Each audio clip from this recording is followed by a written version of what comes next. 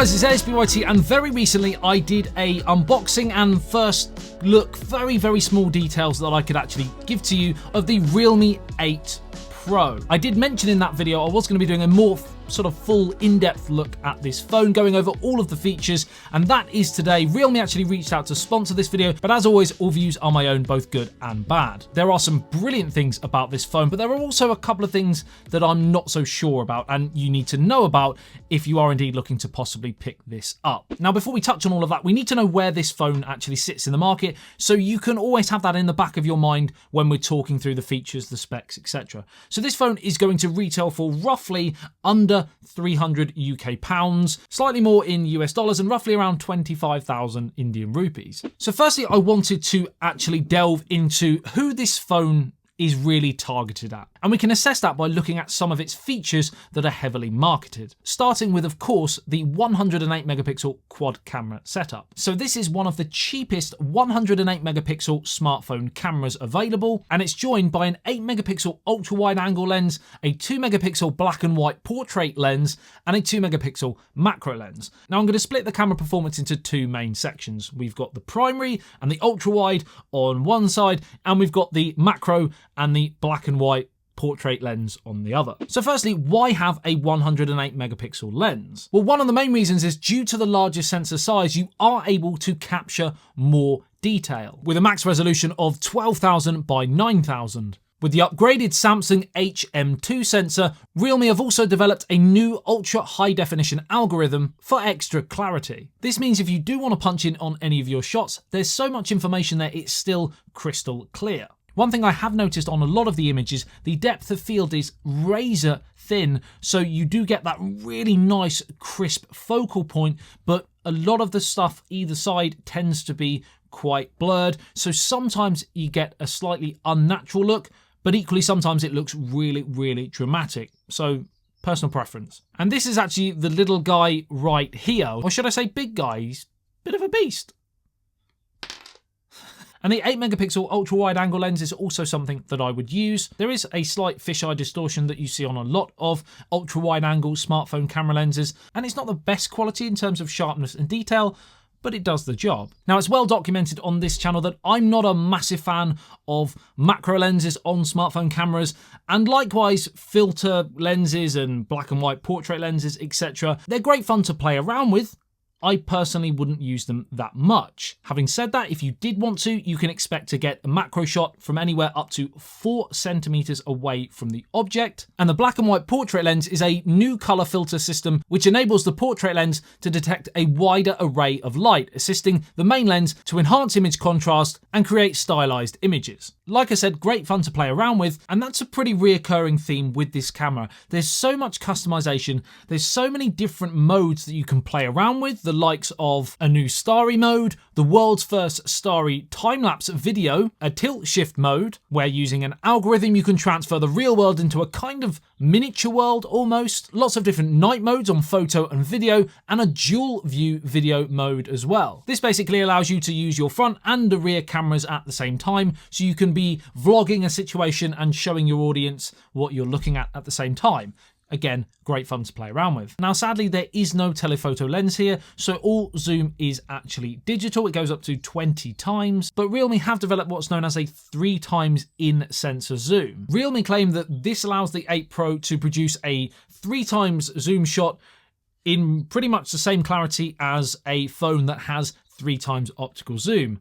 I'll flash 2 photos on the screen now, and you tell me whether you can see a difference or whether you think the 8 Pro actually competes. So now let's jump onto hardware, starting with the build quality. And this phone for me sits slap bang right in the middle. It doesn't look, in my opinion, or feel the most premium available, but equally, it doesn't feel cheap and nasty. I'm not a massive fan of the text on the left-hand side, well documented in my first video, but I do really like this matte frosted finish here. There's also a really nice texture to it. It's grippy and it feels kind of almost a bit 3D. Lovely. Lovely stuff.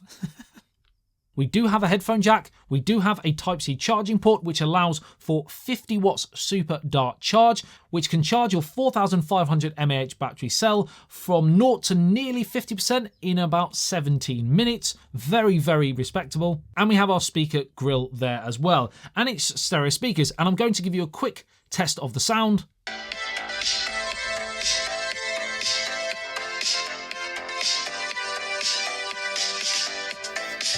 And my bad dancing aside, it does a pretty decent job. Again, not the best stereo speakers I've heard, but then again, remember the price. Not terrible, not tinny, not the best. Now let's turn to the chipset that's powering this, and it is running with the Qualcomm Snapdragon 720G, and that is the same as last year's model. For me personally, I would have liked to have seen them upgrade that chipset. It still runs pretty nice and smooth with only fairly small amount of lag compared to the highest end flagship chipsets around, but yeah, that could have definitely been improved and something that possibly in a future product they could look to address. Often because smartphone manufacturers make so many phones throughout the year, they will focus on certain things more than others, and in this case, this is one of the things they haven't focused on. But again, for the price, a Snapdragon 720G chipset is decent. It does have a really nice and vibrant 6.4-inch Super AMOLED display. The resolution is Full HD. There's a 180Hz touch sampling rate, and there's a special sunlight mode which can push the brightness up to 1000 nits in harsh direct sunlight. Now, unfortunately, we don't have a high refresh rate on this phone. It is set to 60Hz. The latest iPhone is still 60Hz, but there are quite a few Android manufacturers who are now providing higher, 90, 120, 144. It does make things feel slightly snappier and smoother. Again, one of the things they haven't focused on. The front snapper is a 16 megapixel lens, and I'm going to, as always, do one for the gram.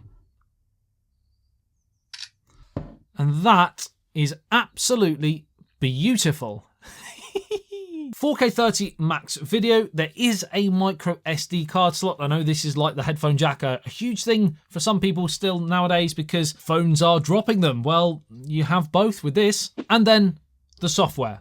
Android 11 and the new realme UI 2.0. And this is not stock Android, but there are elements to it which follow that sort of vein with quite a few customizations. Just like with the camera, they like to throw in quite a lot of features. Dark mode, icon customizations and special one-handed features, and many, many more. A max of 8GB of RAM. I know we've seen on some of the high-end flagship smartphones 12 and 16GB. I think 8 is still more than enough. And up to 128GB of internal UFS 2.1 storage. Not the latest type of storage and not a huge amount, but of course, micro SD card slot you can expand if you want to. So all in all, for the price, there are a lot of really great features here with the Realme 8 Pro.